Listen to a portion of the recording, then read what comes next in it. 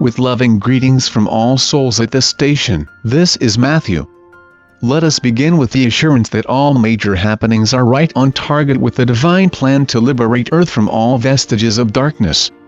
Although much of the action still is behind the scenes, some is quite obvious, but the public doesn't recognize it as the significant progress it is. Such is the case of Russia and Ukraine. As mentioned in a previous message, the person seen as Vladimir Putin is the look-alike double who replaced the Russian president about 2 years ago, when the Illuminati finally were able to assassinate Putin because he consistently refused to cooperate with them. They portrayed him in mainstream media as a murderous dictator because he eliminated their operatives in Russia, and they accused him of horrible things they themselves did.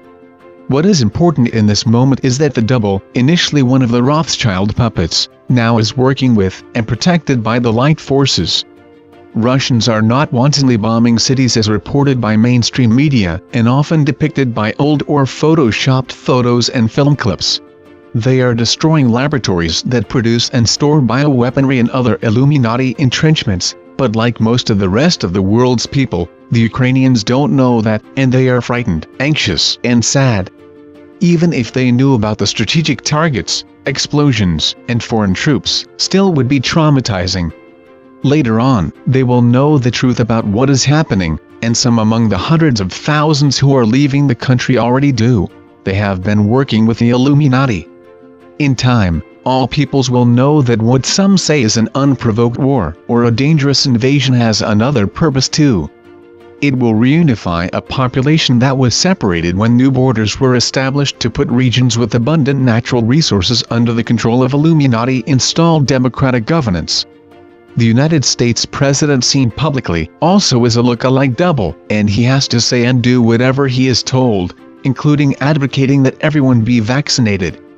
Far from having the results the Illuminati want, demands to end all pandemic requirements are quickly expanding in that country and many others, and leaders who haven't yet succumbed to public pressure will in a short time.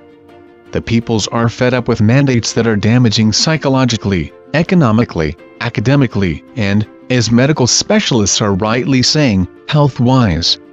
Another timely item on the Illuminati agenda is a world war, and they are pushing their puppet national leaders to escalate the Russian-Ukrainian conflict. This plan will not succeed either. There will be no World War III.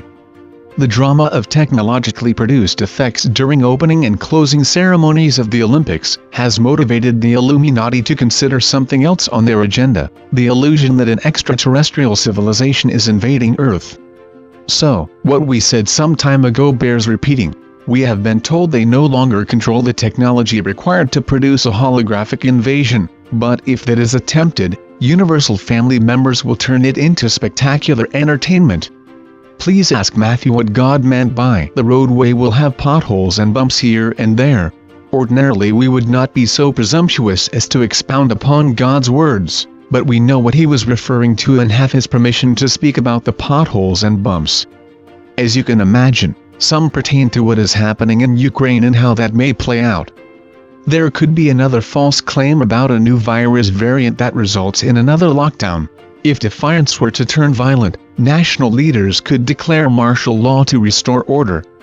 To incite fear and all-out rebellion, mainstream media could call it military coups, overturning legitimate governments. Attempting to vaccinate the world's population could become harsher than heretofore, and if that arouse armed resistance, it also could lead to martial law and the likelihood of the same media outcry. Governmental policies could result in mass rioting between opponents and supporters, and if any major changes from what is familiar seem ominous to the populace, widespread reactions could be troublesome. Except for the current situation in Ukraine, the aforementioned situations are only possibilities.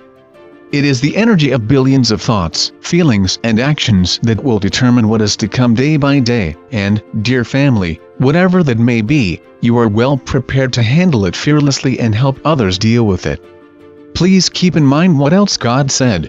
When you feel like the powerful multidimensional family members you are, happenings will hum right along. Who selects volunteers, and what are the criteria? Do they know that's why they're here? How many are there? Is each given a specific mission? Are all performing their missions well? Do they live longer than other people? How many are in ET Special Forces? How do they differ from other volunteers? First, let us say, love is why spiritually and consciously evolved souls leave their homelands and incarnate on Earth to help these members of our universal family who have been living in the darkness of control, deception, and atrocities. It is a testament to the powerful extensiveness of love that far more souls volunteer than are needed. Now then, members of the highest universal council select souls that have had many lifetimes helping third-density civilizations, thus have the experience and inner strength to manage what they know awaits. But, just as it is with every soul that incarnates in third density, volunteers forget at conscious level what is known at soul level, and they have no idea about a mission.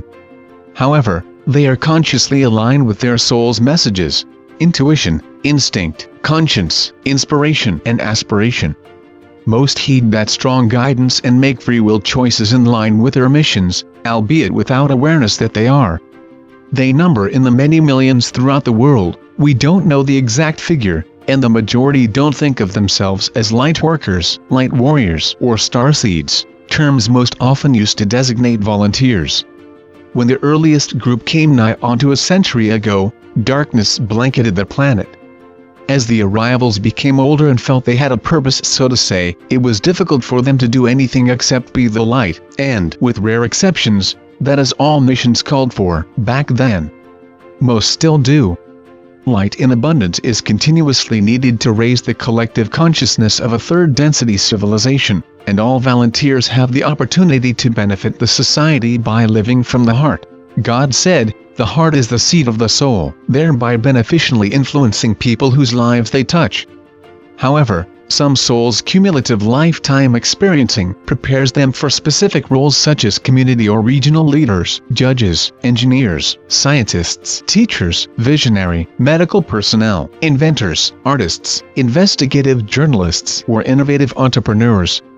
That doesn't mean everyone in those various fields is a volunteer, but those who aren't may be advancing in evolvement by accomplishing what they chose in soul contracts. It is much easier at the time of volunteering to feel confident about performing well in specific positions than it is to live in a third-density world with its many obstacles and temptations, and some souls strayed from their missions by putting undue importance on financial gain, acquisitions, social status, or fame. Not only did that seriously dim their light, but instead of influencing others in positive ways, their lives exemplified the opposite, and persons who admired their success emulated them. The souls who have transitioned lament their choices, and the hope of all light beings is that those on earth who likewise strayed will see the light and return to their missions. Volunteers come from civilizations where physical lifetimes can be 1,000 years or longer.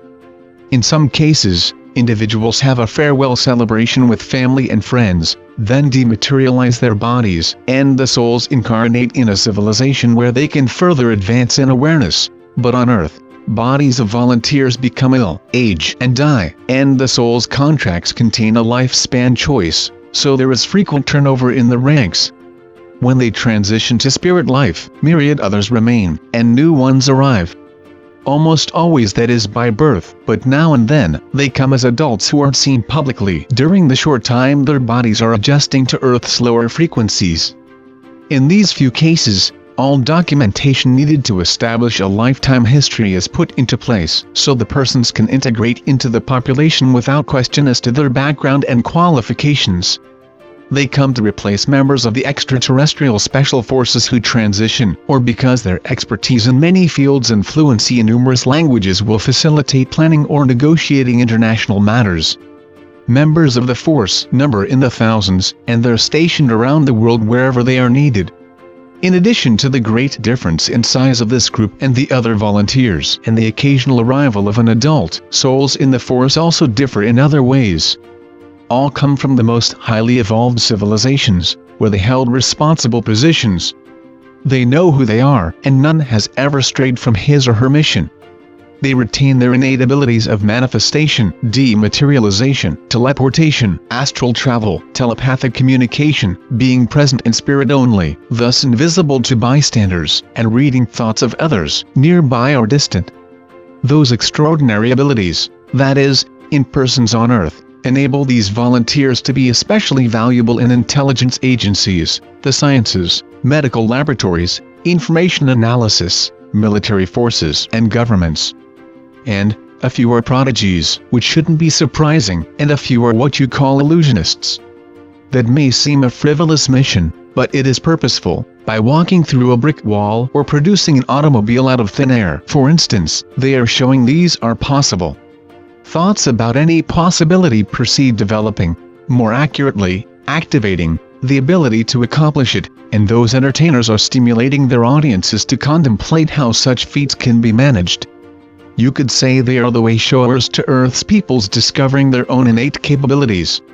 Let us add that it is members of the special forces who reduce the toxicity in vaccines and erase the programming in the chips, as well as preventing detonation of missiles, nuclear warheads, and causing other weapons to malfunction. Of particular importance to us, they are our information sources on the planet about what is happening there. Regardless of the capacity in which volunteers are serving, they are indispensable helpers to Earth's civilization. The love-light energy they radiate by being there is stirring the peoples to awaken and make their world what they want it to be. Beloved brothers and sisters, all light beings in this universe honor you for steadfastness in your mission and support you with the power of unconditional love.